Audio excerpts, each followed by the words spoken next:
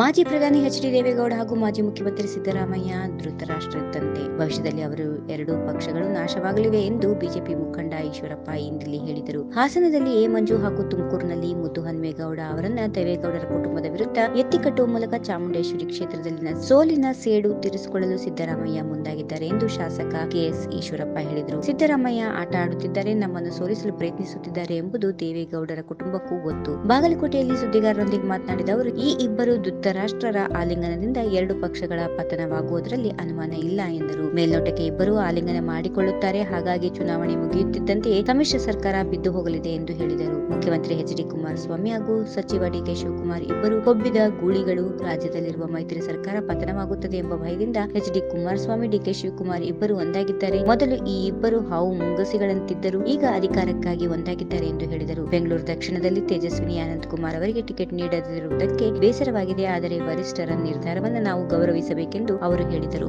ಈ ವಿಡಿಯೋ ನಿಮಗೆ ಇಷ್ಟವಾದಲ್ಲಿ ಲೈಕ್ ಮಾಡಿ, ಶೇರ್ ಮಾಡಿ, ಸಬ್ಸ್ಕ್ರೈಬ್ ಮಾಡಿ.